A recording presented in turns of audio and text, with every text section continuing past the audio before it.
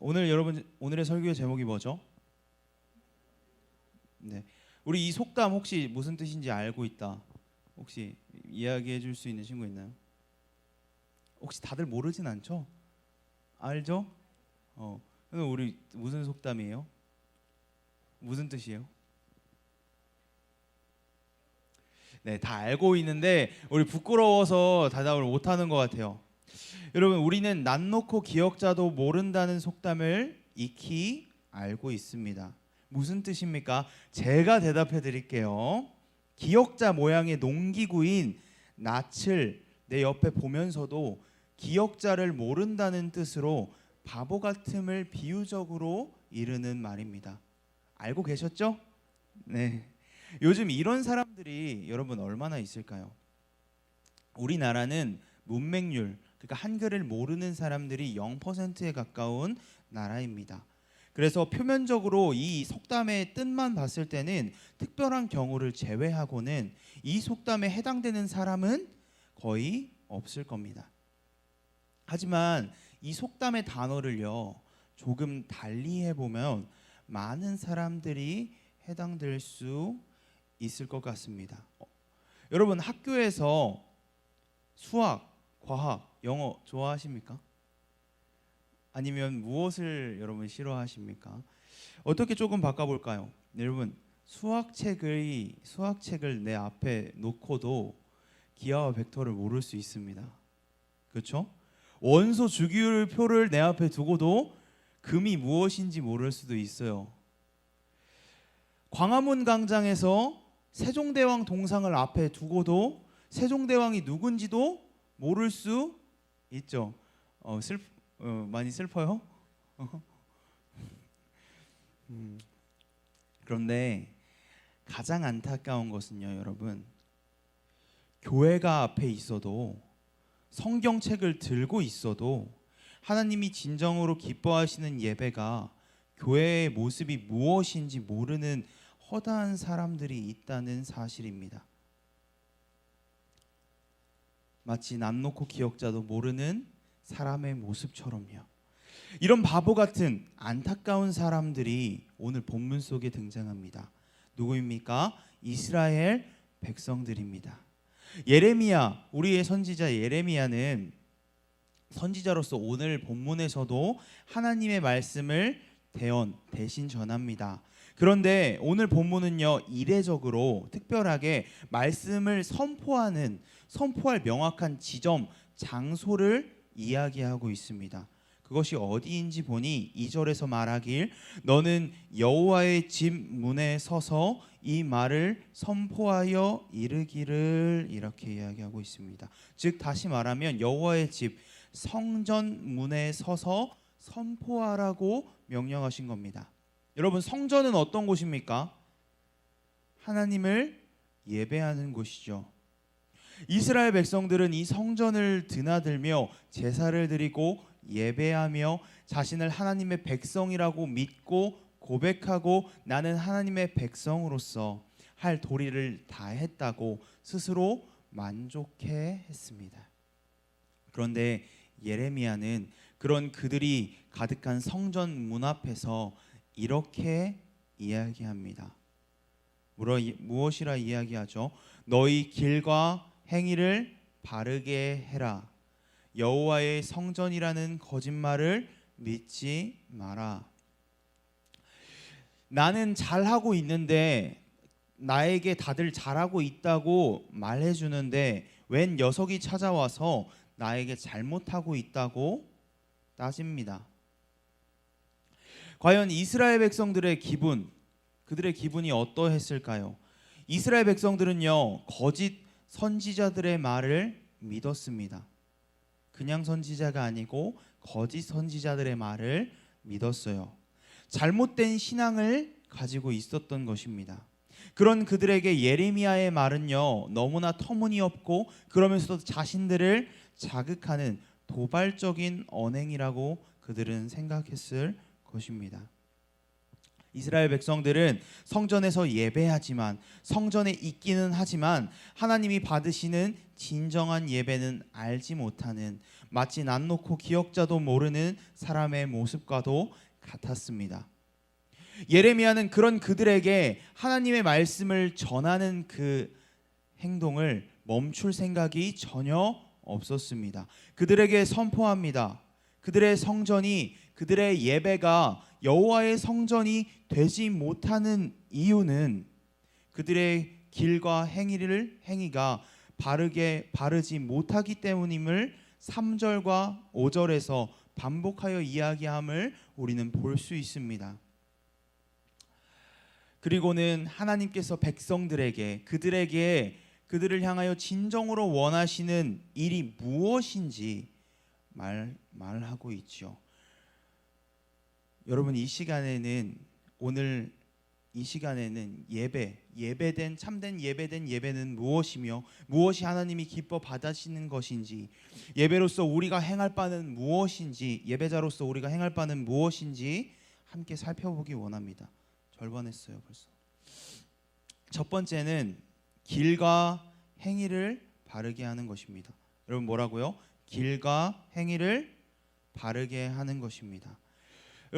우리 방송실 한번 5절과 7절 한번 띄워주실래요? 5절부터 7절까지 우리 한번 같이 큰 목소리로 읽어봅시다. 시작.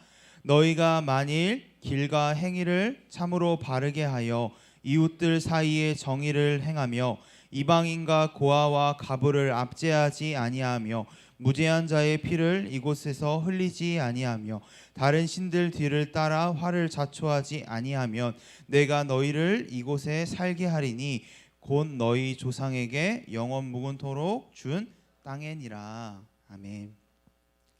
여러분, 자세히 살펴보면 우리는 쉽게 알 수 있습니다. 5절에서 6절은요 조건절이에요. if 같은 것이죠. 그리고 7절은 주절로 되어 있습니다. 이건 무엇을 이야기하는 것일까요?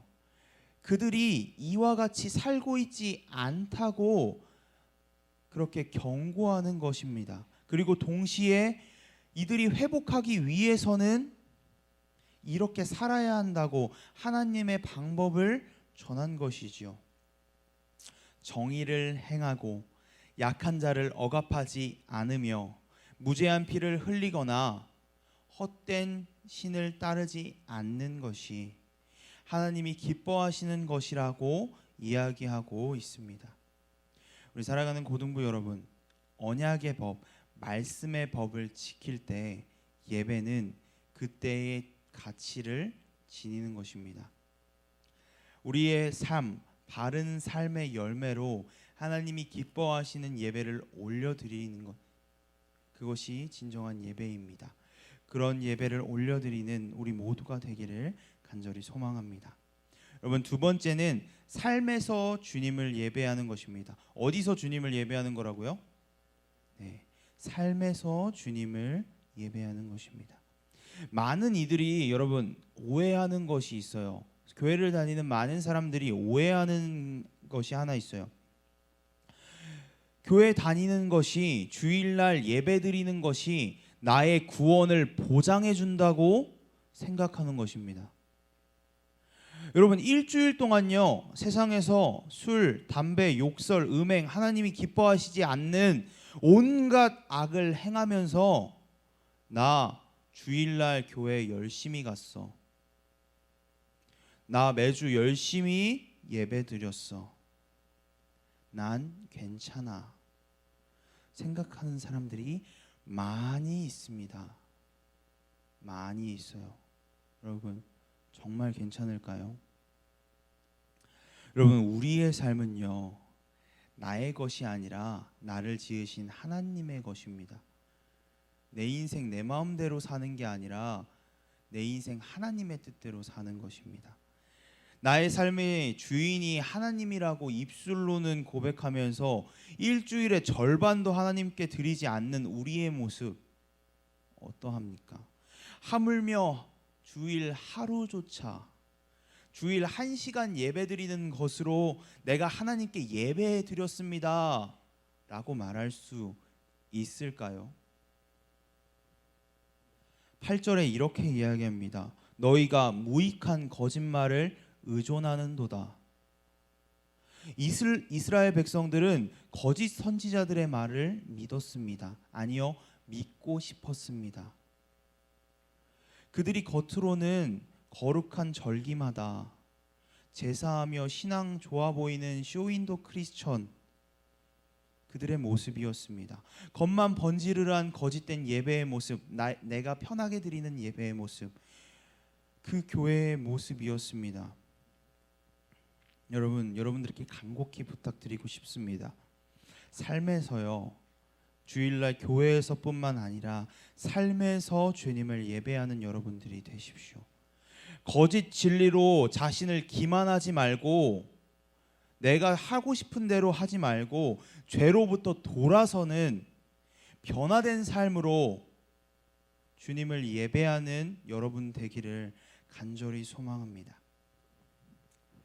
여러분, 마지막은 하나님께 이끌려가는 것입니다. 누구에게 이끌려간다고요? 하나님께 이끌려가는 것입니다.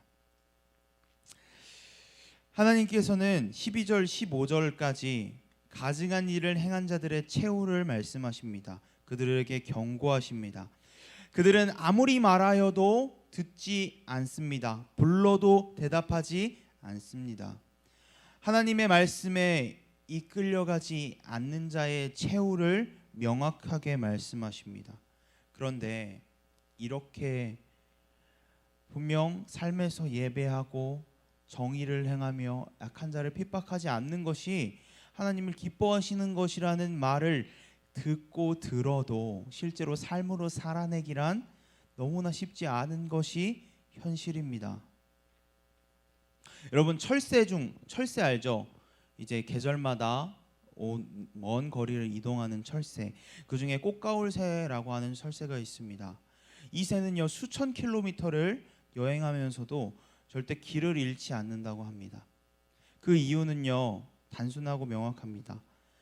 이 새가 나아갈 방향과 자신의 현재 위치를 정확히 알고 있기 때문입니다. 하나님께서는 예레미야 8장 7절에 말하길 그처럼 꽃가울 새에게 마법의 나침반을 주신 것입니다. 하지만요, 여러분, 놀랍게도 사람에게도 하나님께서는 영혼의 나침반을 넣어 주셨습니다. 하나님의 백성은 말씀을 통해 하나님으로 향하는 방향을 알게 되고 하나님의 임재하심을 통해 경험함으로써 자신의 위치를 파악할 수 있습니다. 여러분, 이렇게 말해도, 물론 나침반을 따라가도 그것이 숙달된 사람이 아니라면 길을 잃을 수 있습니다. 나침반이 있어도 길을 잃을 수 있죠.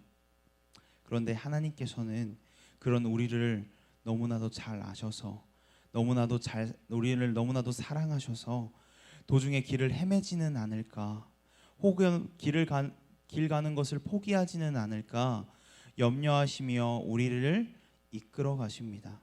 하나님은 자신의 자녀를 고통 가운데 무책임하게 두시는 분이 아니십니다. 여러분, 그분을 신뢰하십시오. 그분에게 전적으로 나의 삶을 맡기십시오. 사랑의 하나님, 오직 그분께 이끌려가는 여러분 되기를 간절히 소망합니다.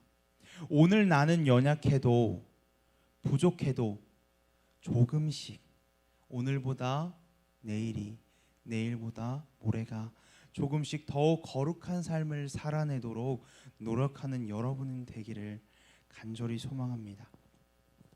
말씀을 정리하겠습니다. 여러분, 예레미야가 말씀을 전하던 곳이 어디였습니까? 성전 문 앞이었습니다. 그곳에서 예레미야의 말씀을 듣던 사람들은 누구였습니까? 성전으로 예배하러 나온 사람들이었습니다. 하지만 예레미야는요, 그들의 예배가, 그들의 성전이 예배되지 않음을, 참된 교회되지 않음을 이야기합니다. 세상에는요, 수많은 교회가 있습니다. 그리고 수많은 사람들이 교회에서 예배를 드리죠. 하지만 진정으로 하나님이 기뻐하시는 예배를 드리는 자는 모르겠습니다. 굉장히 적어 보입니다. 우리 사랑하는 고등부 여러분, 우리 모두는요 하나님을 예배하는 예배자입니다. 오늘의 말씀을 기억하고 소망하며 하나님이 기뻐하시는 예배자, 하나님의 진정한 교회를 세워가는 그런 일꾼들이 다 되기를 간절히 소망합니다. 나아가서 교회에서만 드리는 예배가 아니라 결코 분리될 수 없는 예배와 삶이라는 사실을 꼭 기억하시기를 바랍니다.